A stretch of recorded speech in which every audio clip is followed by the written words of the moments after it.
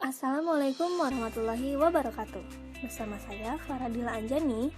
Di sini saya akan membahas mengenai penilaian kinerja.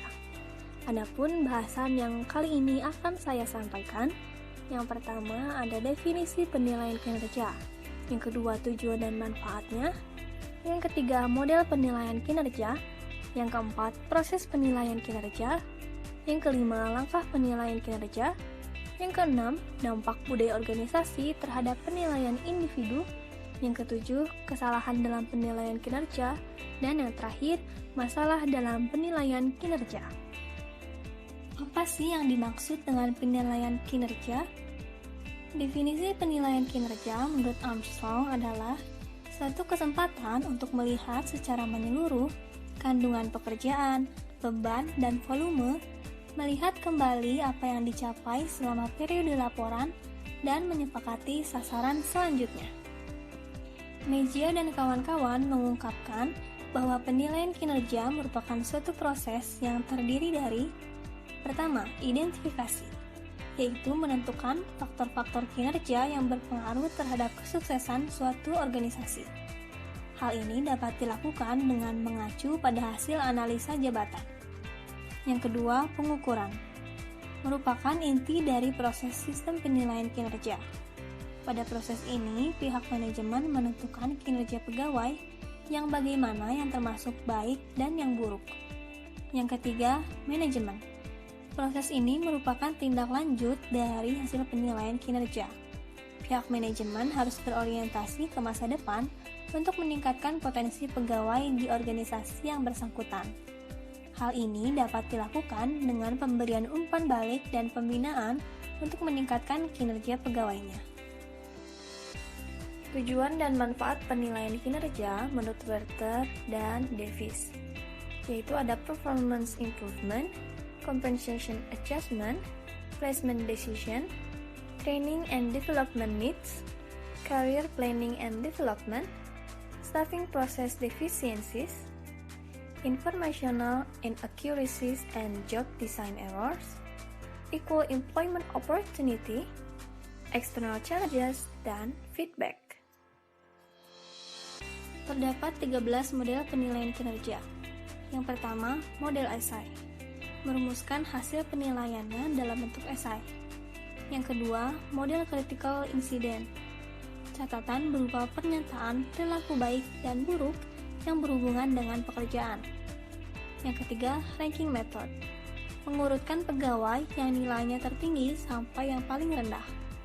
Yang keempat, model checklist, berisi daftar indikator-indikator hasil kerja, perilaku kerja, atau sifat pribadi yang diperlukan dalam melaksanakan pekerjaan. Yang kelima, model graphic rating scale, membuat indikator kinerja karyawan beserta definisi singkat. Yang keenam, model force distribution, mengklasifikasikan karyawan menjadi 5-10 kelompok kurva normal dari yang sangat rendah sampai yang sangat tinggi. Yang ketujuh, model force choice scale, penilai dipaksa memilih beberapa set dari 4 perilaku yang disebut tetrads. Yang kedelapan, model behaviorally anchor rating scale atau BARS, menggabungkan pendekatan perilaku kerja dengan sifat pribadi. Yang kesembilan, model Behavior Observation Scale atau BOS, didasarkan pada perilaku kerja. Yang kesepuluh, model Behavior Expectation Scale, skala perilaku yang diharapkan. Yang kesebelas, Management by Objective, dilaksanakan pada pekerjaan yang keluarannya dapat diukur secara kuantitatif. Yang ke-12, 360-degree Performance Appraisal Model, merupakan gabungan dari sistem evaluasi SI, MBO, BARS, checklist, dan sebagainya dengan penilai multiple. Dan yang terakhir, model Paired Comparison, membandingkan kinerja setiap karyawan dengan karyawan lainnya, sepasang demi sepasang. Proses penilaian kinerja. Menurut Harvard, kerangka berpikir mengenai penilaian kinerja dapat memberikan kontribusi untuk memperbaiki dan menjaga kinerja. tidak diperlukan energi yang luar biasa dalam mencapai proses penilaian yang efektif. Namun, tidak ada jalan pintas. Setiap jenis organisasi yang berbeda bekerja dengan cara berbeda dan berada dalam lingkungan yang berbeda. Dengan demikian, tidak mungkin ada suatu proses penilaian yang sesuai untuk semuanya. Kompleksitas organisasi terdiri dari banyak faktor, seperti tingkat pendidikan dan keterampilan pekerja, perpindahan pekerja, bisnis utama, dan besarnya organisasi.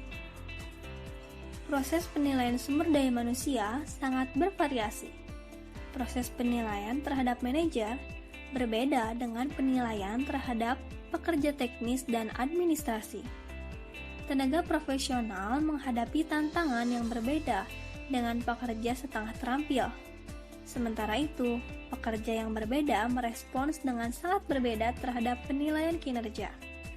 Oleh karena itu, setiap organisasi perlu mempertimbangkan relevansi proses penilaian pada pandangan dalam jangka pendek dan menengah. Menurut Allen, proses penilaian kinerja yang berhasil terletak pada beberapa dasar utama, yaitu timing, clarity, dan konsistensi. Selanjutnya ada langkah-langkah penilaian kinerja menurut Wirawan. Yang pertama, membentuk tim, lalu menganalisis pekerjaan, menentukan tujuan penilaian kinerja, menentukan dimensi kinerja, menentukan standar kinerja, kemudian mengembangkan bentuk formulir PA, lalu membuat prosedur scoring, mengembangkan program training bagi rater yang dinilai manual, dan terakhir sumber penilaian. Lalu ada dampak budaya organisasi pada penilaian individu. Budaya bertindak seperti lampu lalu lintas bagi proses penilaian. Budaya organisasi memberi sinyal apakah pendekatan tertentu pada penilaian kinerja akan diterima atau ditolak. Dalam menarik hubungan antara budaya kerja organisasi dengan penilaian individual, Harvard mendasarkan pada pandangan Frank Hartle yang membagi budaya kerja menjadi functional work culture, menggunakan teknologi utama organisasi melalui fungsi organisasi. Proses work culture berfokus pada pelanggan dengan reliabilitas sebagai persyaratan utama. Time-based work culture menekankan pada kapabilitas teknologi dan fleksibilitas. Dan network work culture menekankan pada fleksibilitas dan pelanggan. Tipologi budaya SDM dikemukakan oleh Setia dan von Glino ditentukan oleh dua dimensi, yaitu concern for people dan concern for performance. Concern for people adalah keadaan di mana organisasi menghargai martabat individual dan memiliki komitmen terhadap kesejahteraan pekerja. Sedangkan concern for performance adalah keadaan di mana organisasi mengharapkan bahwa pekerja akan melakukan yang terbaik untuk pekerjaannya. Hubungan antara kedua dimensi tersebut dapat digambarkan seperti berikut ini. Pertama, an apathetic HR culture menunjukkan concern for people rendah dan seberapa baik mereka melakukan pekerjaan mereka. Dalam budaya seperti ini, tidak mungkin mempunyai proses penilaian kinerja atau manajemen kinerja pada umumnya. Apabila prosesnya terjadi, mereka akan sedikit memberi perhatian pada pekerja atau kinerja mereka. Apabila ingin menunjukkan kepentingan akan keduanya, maka perlu mengundang stakeholder eksternal. Caring HR culture memberikan penekanan kuat pada concern for people, didukung melalui mekanisme atau sistem untuk mendukung mereka. Mungkin melakukan penilaian kinerja, tetapi tidak dinamakan penilaian, tetapi dinamakan diskusi pengembangan, perencanaan pengembangan, atau peninjauan kembali karir. Keadaan ini tidak akan menunjukkan standar tinggi kinerja dari pekerja. An exacting HR culture Menuntut kinerja tinggi terlepas dari personal individu atau lingkungan domestik. Menekankan pada tingkatan di mana pekerja, terutama manajer, memberikan apa yang mereka janjikan. An integrative HR culture. Menekankan dengan kuat baik concern for people dan concern for performance mereka. Perhatian mereka tidak didorong oleh paternalisme, tapi penghargaan sebenarnya terhadap orang dan kapasitas mereka untuk belajar, tumbuh, dan memberikan kontribusi. Kesalahan dalam melakukan penilaian kinerja. Ada leniency error. Yang kedua ada severity error. Yang ketiga ada central tendency error. Yang keempat, hollow error.